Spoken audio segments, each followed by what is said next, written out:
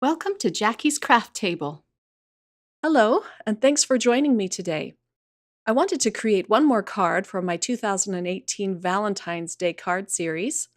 This actually turned into two cards. I'm using one die, and I'm going to use both the positive and the negative space of this die. I'm starting off by doing a little bit of stenciling. I'm using a piece of Bristol Smooth cardstock, and I'm ink blending on some picked raspberry Distress Oxide ink. I'm blending on lots of ink because I want this panel to be really dark. The stencil I'm using is called Mini Swirly Garden. You can use whatever stencil you have in your stash if you want to give this technique I'm working on today a try. You can also use any alphabet dies you happen to have in your stash. I'll show you the one I'm using in just a minute. I'm adding some candied apple over the picked raspberry because I want this panel to be nice and dark. I'm cutting it down to 5 1/4 by 4 so that it's a little bit smaller than my card base. This is the die I'm going to be using today. It's called Love You. It's an MFT die, and I chose this because it's nice and big. It almost fills up the whole card panel. I'm gently peeling off the micropore tape, and then you can see the bold statement on this card panel. I just love it. For my first card, I'm going to be using the actual letters that I cut out from this panel. The E was stuck in this die, so I'm just using my mini scissors just to pop that out. I have a piece of black cardstock already cut down to size. In this card panel, I'm going to create a mini shaker card using this heart die that you see here. I'm putting letters on just so I can see where I need to cut out this heart. Once I figure out its positioning, I'm going to run this through my Sizzix Big Shot machine, and it creates a small faux stitched heart. I really love the faux stitching. It's just so cute. I'm going to cut out the Love You die one more time with some fun foam. I want my letters to be propped up just a little bit. I'm keeping the foam letters in their negative space, and then I'm using some multimedia matte glue to adhere my letters on top.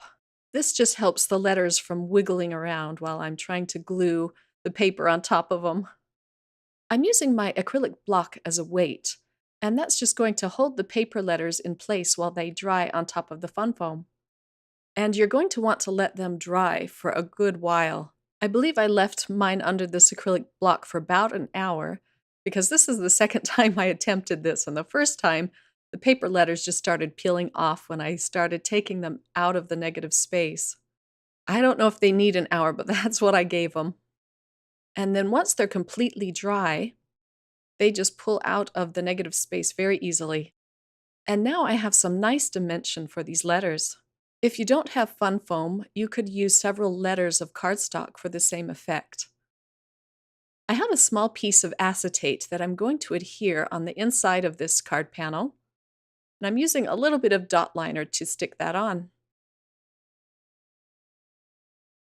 I'm going to put down a double layer of foam tape on the back of this panel. This creates the well for all my little shaker pieces that I'm going to put behind that window. You could also build up your shaker well using some fun foam, but I just grabbed this tape foam because it was handy on my desk. And it's easy because it already has adhesive on it. The double layer of this foam tape will just allow the shaker pieces to shake around more freely.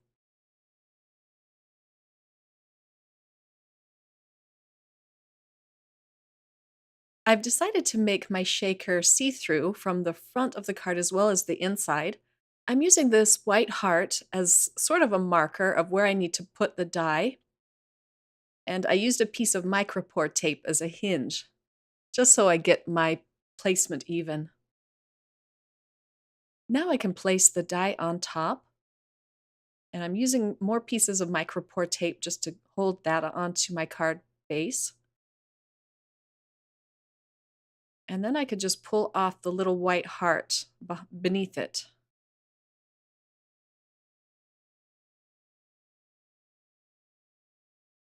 I'm going to open up my card base and run that through the Sizzix Big Shot machine. With these little dies from Lawn Fawn, I find that I have to run them through several times to get a good cut. I'll have all the supplies I'm using listed on my blog if you're interested. I'm using that same white heart, and I'm going to adhere that inside my card. I'm using it to cover up the die cut. And then I put some adhesive on the back, and then I can just close the card, and I know that I have a good placement of that. I'm going to adhere another piece of acetate on the inside of this card. You'll be able to see the edges of the acetate when you open the card, but it's so clear it didn't really bother me. You could go ahead and put a piece of pattern paper or a frame around it to hide it, but I thought it was okay just as it was. Now I'm going to add my sequins, and I'm using a mixture of red and these sparkling clear sequins. My shaker window is so little that I'm taking out some of the larger sequins in this mix, and I'm just going to use the smallest sizes.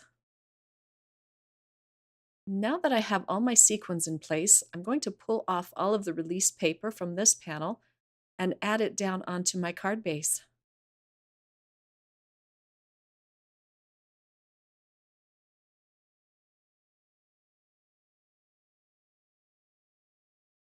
I'm trying to align this so that the two hearts match up and so that this card panel is aligned perfectly onto my card base.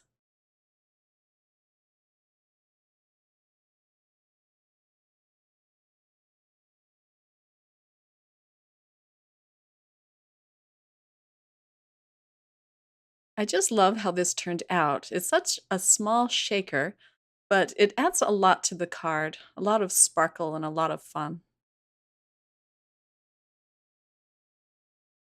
I have my dot liner out, but I'm just using that as a weight so that my card is flat. And I'm actually going to adhere these letters on with some multimedia matte glue. I'm just putting little dots behind them on the fun foam.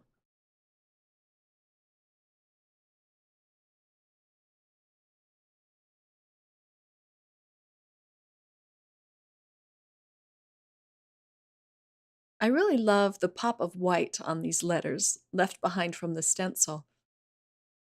I found a really old die in my stash, and it comes with the words thank you, but I'm just going to use the U. I think it's a pretty script. This die already has 4 layers of cardstock glued to it, and I just wanted to show you how I'm putting it together with this last layer I'm attaching. I'm using more multimedia matte glue, and I'm just putting it on in little dots. It's such a thin die, but the glue gives me a little bit of wiggle time so that I can perfectly align these letters together. Gluing several of these die cuts together adds not only more dimension but more sturdiness to this delicate die cut. Now this has some bulk to it, and I'm going to add even more multimedia matte glue. I'm going to adhere this die cut onto my black cardstock.